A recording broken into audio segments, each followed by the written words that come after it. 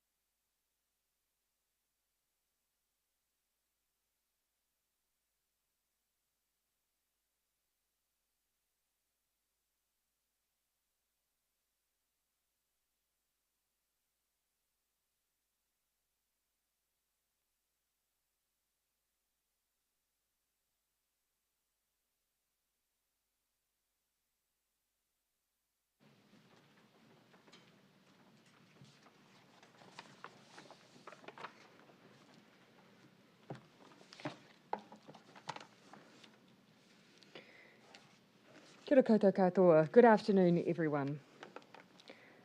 First up today, I want to speak to the latest progress we've made in securing COVID medicines. As we settle into the new traffic light framework, you'll see that our COVID response remains one where we push forward cautiously, with fewer restrictions, more careful travel around the country, and families and friends reuniting. COVID treatments are an important part of this momentum and provide an extra layer of protection to keep people safe as those restrictions are eased. Today, I can announce that Pharmac has signed an advance purchase agreement for 60,000 courses of Pfizer's oral antiviral treatment, which is now subject to MedSafe approval. While only early and interim data has been released, clinical trials have shown this treatment is shaping up to be particularly promising, with an 89% reduction in hospitalisation and death. In simple terms, this drug, taken orally over the course of a few days, is the first of its kind to really hone in on coronavirus and can be taken at the first sign of symptoms to help stop people from getting really unwell. It's a big step forward for the management of COVID-19 globally. I know many of you may be interested in some of the clinical trials and other elements of this purchase. So Dr. Bloomfield, Dr. Ian Town and Sarah Fitt from Pharmac will be providing a briefing at the end of this week. That will also be live streamed. This is our second advance purchase agreement for an oral antiviral to treat mild to moderate cases of COVID-19, with an agreement for 60,000 courses of Molnupiravir signed in October. And that brings our suite of COVID medicines secured and managed by Pharmac to 6 in total, 3 of which are already in use in our hospitals, and the rest of which, subject to MedSafe approval, will arrive in New Zealand early in the new year. Alongside vaccinations, our hospital treatments are already reducing the likelihood of people needing ICU care. And for a range of factors, the ICU rate in Auckland has dropped to 3% of hospitalisations, down from the 5.7% that we saw earlier on in the pandemic. We've made sure Pharmac can continue to secure early access to new and promising COVID medicines as soon as possible, with $175 million allocated for medicines and supply chain costs, and another $300 million available for purchasing more COVID-19 therapeutics. Treatments are but only one part of our plan. We must continue with all the other elements of our strategy to manage COVID-19, like, for instance, contact tracing and testing. And here's another good reason why. Pfizer's new antiviral has a 3 to 5 day window from the beginning of COVID symptoms to be effective, most effective from 3 days, but still with efficacy up to 5. So while the drug will work for people early on in their illness, they may have already been sick for a day or two, which is why we need to maintain an effective contact tracing, testing and clinical assessment regime to make sure that we reach people in a timely way so these drugs can really have their full benefit. But of course, preventing people from getting COVID in the first place through vaccination and safety nets built into the traffic light system is still the very best protection we can offer. We don't want to wait till people are unwell and then treat them. Per capita, New Zealand maintains the lowest number of cases and deaths in the OECD, and they're well below other countries too. Our total case numbers sit at a total of about 12,000, the lowest in all of the 38 countries of the OECD. Next up is Iceland at 18,000, 90,000 in Luxembourg, and then all other countries come in at hundreds of thousands, then millions, peaking at nearly 50 million in the US. On deaths, well, of course, every single one of our 44 deaths is obviously an absolute tragedy, what we would rather have prevented. So too are the 880 in Luxembourg, the 2,000 in Australia, and the 788,000 in the United States. And even right down to the local level, we see the success of our cautious approach. In the past week, across the northern DHBs, which include the 3 Auckland DHBs in Northland, there were 432 fewer cases and 70 fewer hospitalisations than has been projected. That demonstrates that vaccines are working. But we know with the transmissibility of Delta that we will have more cases in our communities and more people recovering at home. And so we must be as prepared as possible to support all of those individuals to get well soon. And so treatments are another way we can keep people safe and ensure that our hospitals maintain capacity. Finally, an update on vaccination projections.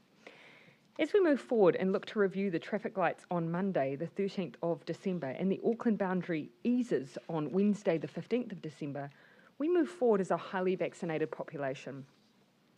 88% of our eligible population is now fully vaccinated, and 93% have had their first dose. We have some new projections that I wanted to share today. As a nation, we are projected to hit 90% double dose on the 14th or 15th of December as the Auckland boundary changes. All Auckland DHBs are projected to hit 90% by the 15th of December also. My message finally then is simple. We are in a system that relies on a good spread of vaccination, and we have achieved that. But every percentage point helps, which means every vaccination helps. So if you're due for your second dose, please get it this week. If you haven't yet had your first, please talk to someone who has. Reach out. Make sure you're having your questions answered. It's the number one thing you can do to help make sure we have a safe Christmas and summer for you and your loved ones. We're happy now to take questions. Minister, what are you going to do about the fraudulent use of vaccine passports, which seems to be easy and already prevalent? Well, look, no, I don't think it's fair to say that we have evidence of this being a widespread issue. However, of course, we have the ability through the Verify app to make sure that the pass that someone has is a legitimate pass. You also have enough details on the pass itself to also check that someone is who they claim to be by using photo ID. And the fact that you may not know at any given venue which will be used is a way that we can keep those checks and balances.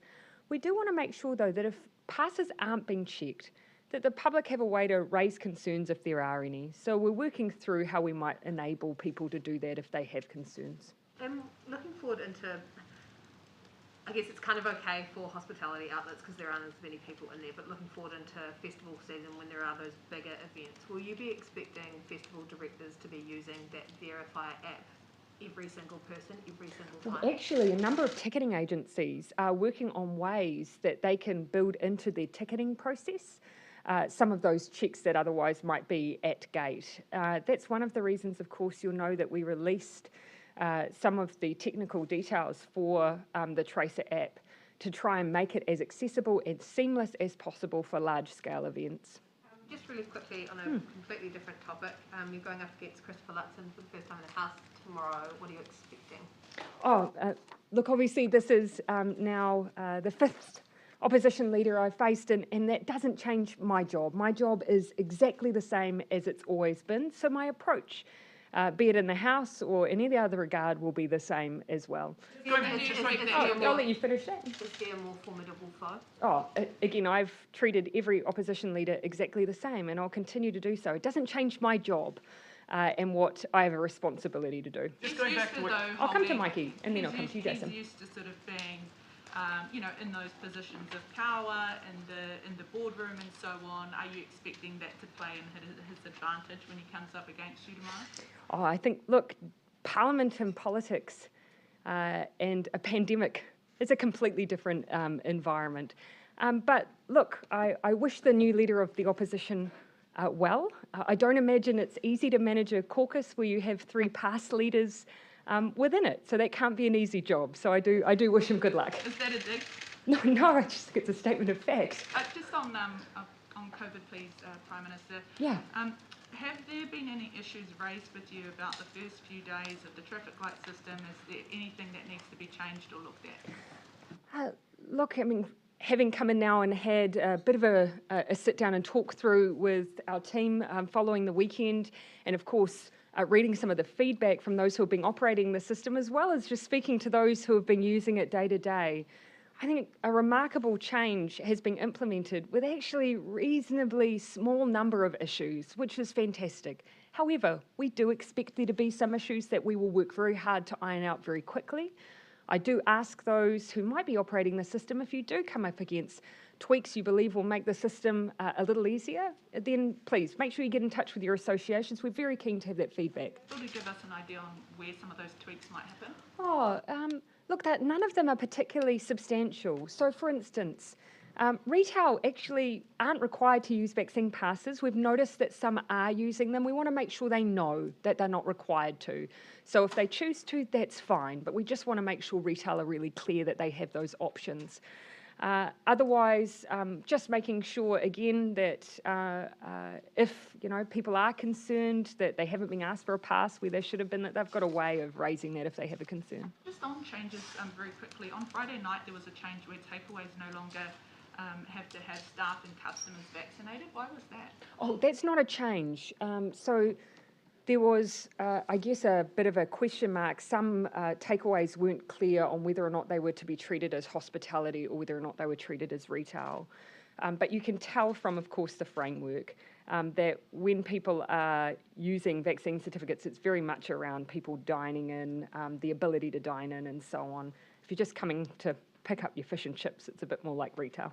Prime Minister, just back to what you were saying before, Jason. you said if the public are worried about vaccine passes not being checked, you're looking at a way of sort of having a system in place. Are you going to be encouraging Kiwis to dob in? No, not at all. But of course, if someone has a concern, we don't want them necessarily escalating those things at a higher level than they need to. So it's just thinking about if people want a bit of clarity on how do they raise a concern like that, just making sure we've got a single point for them. And in terms of you being out and about in the community, given your case is probably different to most Kiwis, have you experienced people checking the passes, or have you been? Yes, I have. Yes, I have. Are you happy with the compliance so far? Yeah, absolutely. I can report that, yes, I have absolutely been asked to show my vaccine pass, and that's exactly as it should be. And as I said, you'd be at an exemption to that. Obviously, people would see you coming and panic a little bit, even if they didn't have it on, if they weren't doing it usually. In terms of the general report back, have you got an idea of compliance level at this stage? It's fair to say that based on what we're hearing from different sources, including the fact that no police district has reported any significant compliance issues. You will have heard that they were out in central Auckland, just being present, undertaking the odd spot check. They've had nothing to report. And so, no, nothing significant at this stage. Of course, we will have examples where someone may not have been asked, or they may be concerned about whether or not its rules are being followed. That's not unexpected. And as those arise, we will work through them. Could you set up a similar system as you did to the wage subsidy, where employees could escalate it? Yeah, and so this is the question. I mean, of course, what we're mindful of is it is important that people follow these rules, because we've actually seen in countries that have used vaccine passes, the one that have been most successful at preventing people from getting sick are the ones where they've been used properly. Rather than just something that people ignore. We can't afford to ignore this. We've done it for good reason. It does have a positive impact. And so it's just about making sure we're encouraging everyone just to keep doing the right thing. This might be a question for do you mind if I just pan around and then I'll come back to you, Amelia? have there been any more testing or positive wastewater results in Gisborne, and I guess what's your assessment of the situation there, possibly? We haven't had any further wastewater results. We're expecting the latest one back shortly.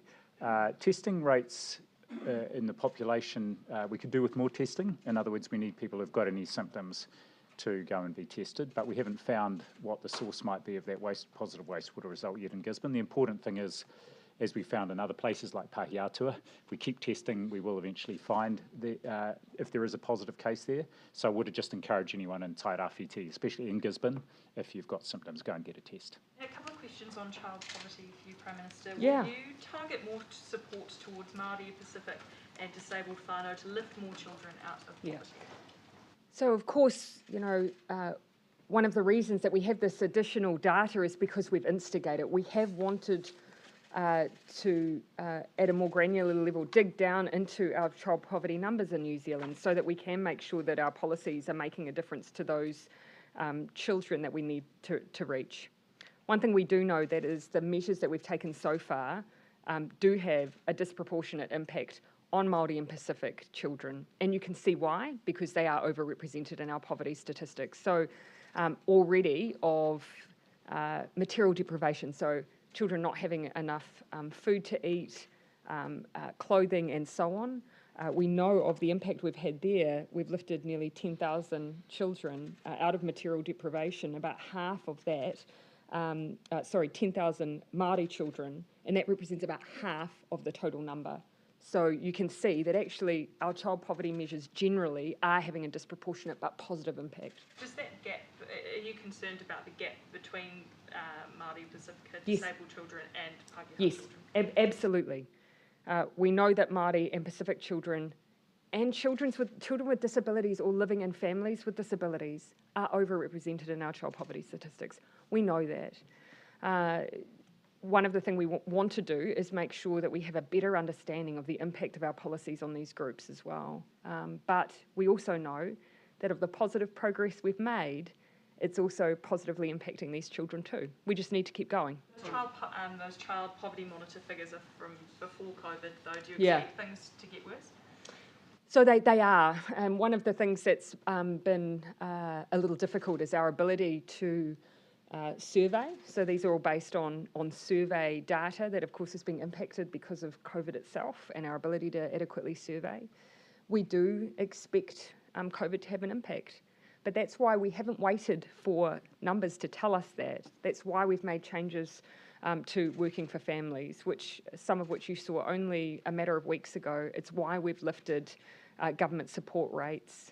It's why we made changes to the in-work test for families. So all of those things have been to try and get ahead of the impacts of COVID. Minister, what's your latest understanding of the transmissibility and virality of Omicron? So you can flick that if you like. Yeah, no. Well, I've heard some modelers' assumptions around this, but it's very preliminary. So I'd be a bit hesitant to share what they are saying at the moment. Most, I think, believe are tending to base it on what they're seeing in South Africa, but there's many variables around that, density, profile of the population and so on. So Dr. Bloomfield, I'll leave you to give reckons. My main comment would be there's more speculation than fact still on Omicron. It will be another week or two before we know. And I think of particular interest to us is the experience and the increasing number of high-income countries that have got cases, and in particular looking at how it behaves in places like Norway, where there's been an outbreak in an indoor setting in a party, rather than perhaps the comparison with South Africa. So saying, my team today is again doing an updated risk assessment, so I'll expect advice later on today. There are 25 cases and rising in Australia as of today. Yep. When you announced the reopening plans to the rest of the world, and starting with Australia on January 17, the switch from LIQ to self-isolation, Chris Hipkins said you were very committed to that date.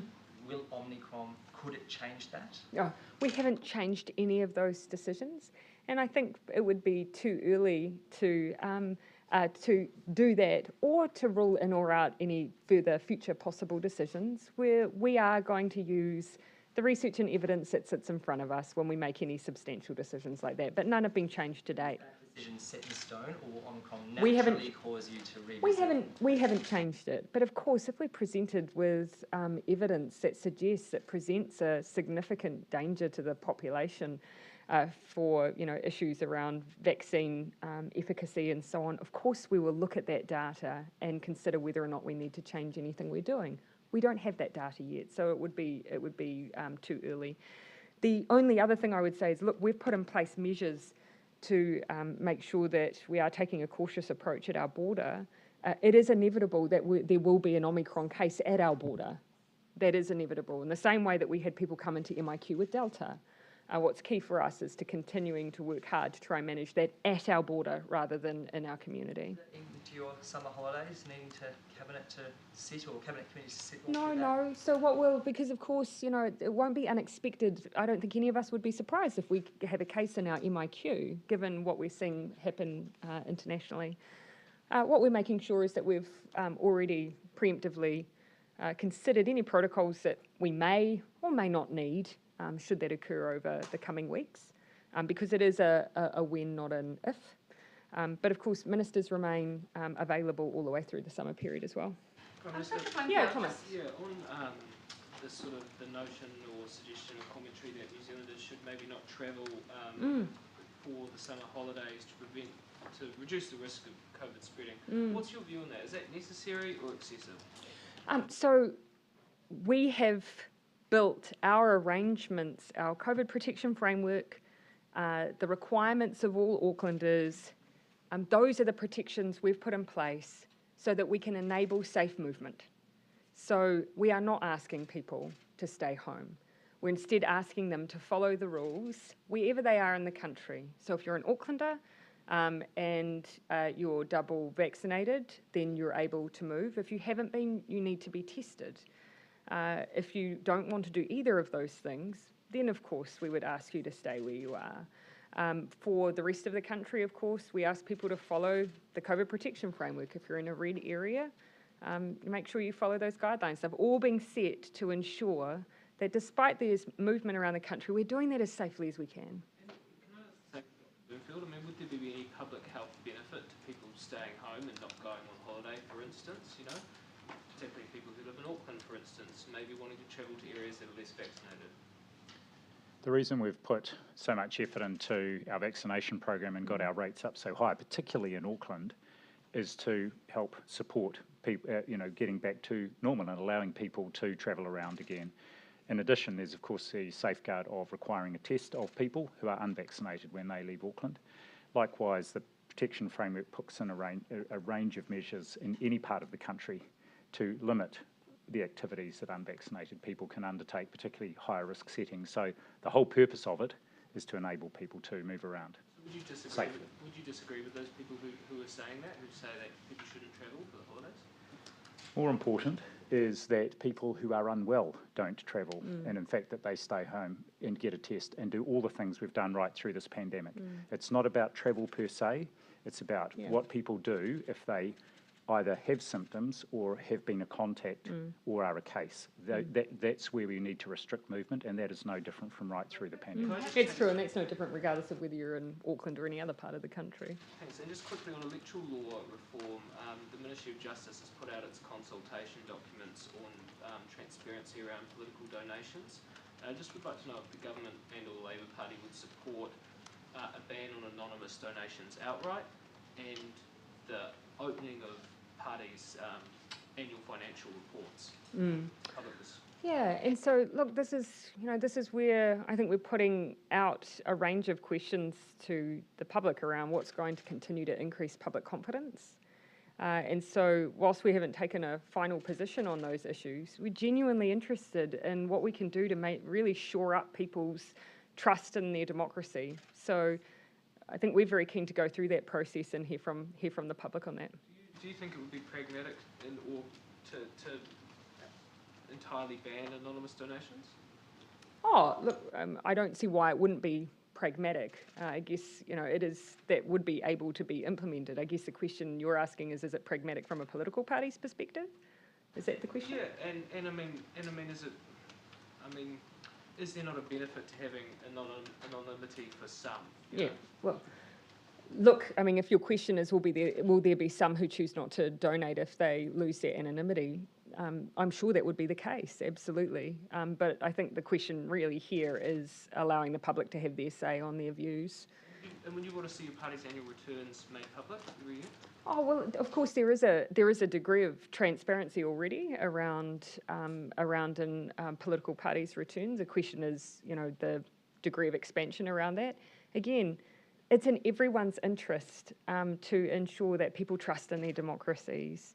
And yes, we have a job to be able to go out and campaign and communicate with voters, and that traditionally in New Zealand has required every party to rely on political donations. But what we all are weighing up is making sure that through that process, we don't lose people's trust and support in the system that we're all a part of. Weighing it up, the ACT Party says that you're just doing this in order to stop parties like themselves, or stop the opposition basically from accruing as much donations. Obviously, that's not the case because we all operate on party donations. We all do. It's the nature of our system. So I think we've all got the same issues at stake, but equally, I would have thought that we all have the same interest in ensuring people have trust and confidence in it too. I did say come back to Amelia, and then I'll come over on. Dr. Bloomfield, just for the layman, could you please just sort of detail how these antiviral treatments work? So you start noticing symptoms, you get tested, and then are you able to go to the pharmacy to pick them up? You can just take them at home, sort of how it works. Well, the first thing is just to reiterate, Friday we're going to do a full briefing with people who know more about these things than I do. So that's the first thing. The second thing, I think the thing that's particularly helpful for this new Pfizer medication. And just remembering, they only published the first results, or they haven't even published them in a journal, a month ago. So this is very early for us to be able to secure the supply of this drug. The important thing here is that it can be taken in the community because it's a tablet rather than the other antivirals which require hospitalisation. And it's particularly useful for people who are at high risk but are not requiring hospitalisation, and especially if it's used early. All the issues around who would provide it, how it would be supplied, are still to be worked through. Obviously, it needs to go through the MedSafe process, and then we need to get the supply here on shore. But we'll work out all those sorts of details. The key thing here is that it's another option for helping prevent people getting really unwell or dying. But at the moment, the option that is, of course, the best one and is available to everybody is vaccination. And it would be specifically for the higher risk people who get it? That's the group that it's been trialled in, yes. It's people who are at high risk of hospitalisation or death, but who are not necessarily requiring hospital care, so it prevents their illness getting worse. And Prime Minister, just back on the travel for summer plans, perhaps is it not that it's a don't travel at all, it's a perhaps don't travel to certain places, like we've seen the Maitai Bay campsite being closed because the iwi are so concerned about the low vaccination rates, and they just want to sort of corner off that. Is it perhaps reconsider? No, it's just as I said, we've factored all of that in. So, you know, if we do have members of community who are concerned about the low vaccination rates in their community, that is where we've said, well, okay, that area is in red. That means there are extra layers of protection, where the highest risk is, of course, unvaccinated people, large gatherings and so on, and that prevents that kind of activity, which, of course, we would all be concerned about. But keep in mind, most have concerns around, for instance, the greater movement of Aucklanders. They are amongst our highest vaccinated group now. We've been very careful to make sure that we ease carefully with high vaccination rates, but also with that extra layer of protection through the COVID protection framework. Okay, sorry, yeah, and then down to Claire. Thank you. I'm sorry, forgive me if you already mentioned this, but how exactly are you sort of monitoring fraudulent vaccine pass use? So of course the checks that are available are twofold. The two issues you want to protect against is A, that you've got a pass that just is fake, and that's where the verification app allows through QR code scanning to ensure that it is a legitimate pass. The second issue is if someone uses a legitimate pass but it's not theirs, and that's where at any point some venues may well use photo ID, particularly if they're already using photo ID because of the nature of their business. I think the fact that you at any point could ask for either is an extra mechanism. Some countries do neither and have continued to successfully operate vaccine passes. We've got that extra check in there. So if a person sort of turned up at a bar and was turned away because they had a fake pass or someone else's pass, is that logged anywhere? And so, look, we have the ability, if there is an issue and the person is still on premise and we're contacted and able to issue, then we do have the ability to issue fines because, of course, you can be penalised for trying to use a pass in that way. I would have to ask our technical team whether or not if something scans up as a red, whether or not there's any automatic enforcement around that. Okay, or if there are any sort of like repeat offenders or like a certain pass that Yeah, has been because we have heard that obviously I've heard reports of a couple of people being turned away at different venues. But I think what we have to keep in mind is that for the most part, people who are not vaccinated won't try for the most part. Minister. Oh, sorry, I did say I'll come to Claire and then I'll come to you, Bernard, sorry. Two, in terms of the very high-risk countries, Yeah. are you adding more of the countries with Omicron into that? So, for example, Norway, and if not, why are the 9 African countries still on it? So if we added those countries on the basis of public health advice. We are expecting to receive renewed public health advice on Omicron, I believe this week, and if any further recommendations are made, then Cabinet Ministers will consider that. But we make all of those decisions based on the public health assessment.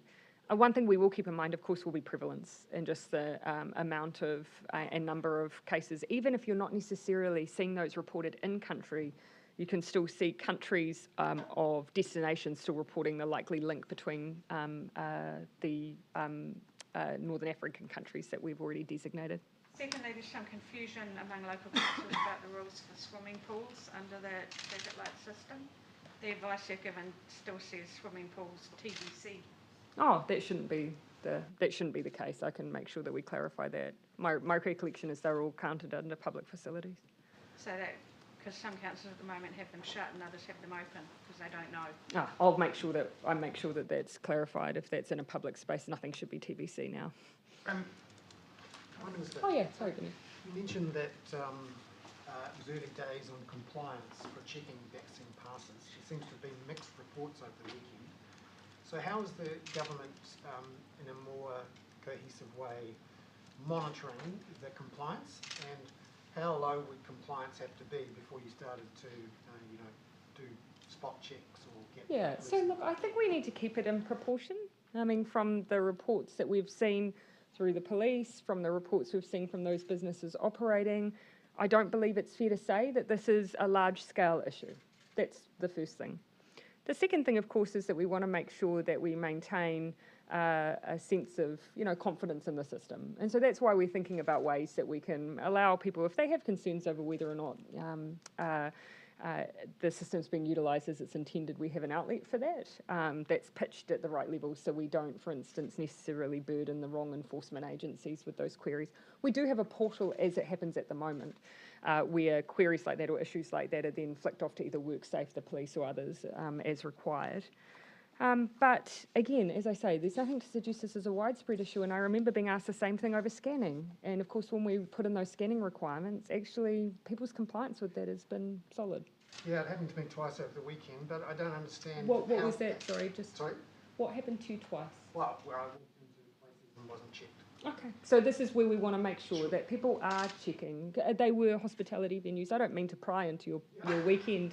But we would have an expectation, of course, that if you enter into a hospitality venue, even if it's not at the door, in the course of your meal or service there, that you are asked. What I'm trying to understand is, how is the government going to check? Are they going to be mystery shoppers? Yes, so as I said, we have had compliance checks up in those areas, particularly in Auckland. The police have been undertaking compliance checks. WorkSafe also has a role to play. But we also need to be able to respond to people when they raise concerns, as you have. Just on the forecasting for double vaccination, you mentioned Auckland and the rest of the country. What are the forecast double vaccination rates for Māori and Pacifica, and in particular those DHB areas such as Northland and Tairāwhiti and Whanganui? So we're already over 90% first dose for Pacific. We're at 84% first dose for Māori. We've reached 90% first dose in the Auckland DHBs, I believe. But I'll leave it to Dr. Bloomfield to provide a further breakdown. You may not have that data, though, broken down, do you? No, so, two things around the forecasting. I don't have it broken down by ethnicity, we just have it for the whole population, but as the PM said, so at the moment, Pacifica, 92% nationwide, first dose, 84% second dose, and climbing. Māori, 84% and 72%. So, and Māori is the fastest growing, which is good.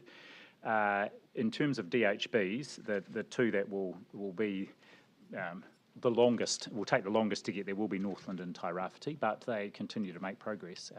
The key thing is that it is still going up nationwide, and in particular those rates for Māori. Tairāwhiti's under 1,000 now as well. Lakes have been chugging along too, but there's quite a distance between those DHBs and Northland still. Just finally... I'll let you finish, Bernard. Just finally on the decision about whether to take Auckland down from red to orange. Is it possible that Cabinet could decide that next Monday, or is it something that, like the green thing, has been ruled out? No, we haven't ruled anything further out other than some of those that I've already shared with you. So, our decisions we'll assess based on the public health advice that we receive.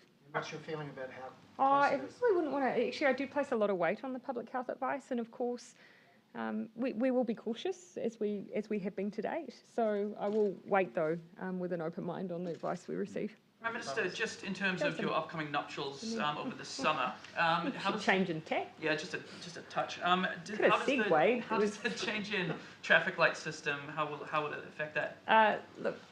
Actually, I'm reluctant really from the podium to discuss it because none of these are weighty decisions that are about Aotearoa, not about my personal circumstances. And what comes first is the public health decisions, nothing else.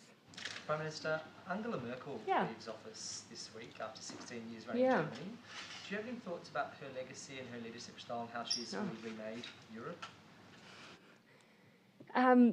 I actually had the opportunity to share a few thoughts on this on occasion over the last few weeks. There have been some media outlets that have sought views within Europe, and of course had the opportunity with the panel that she was a part of from APEC to share a personal reflection with her directly, which I was really pleased to have that opportunity because in my mind she's had a profound effect on politics globally because of the role she's played within the EU.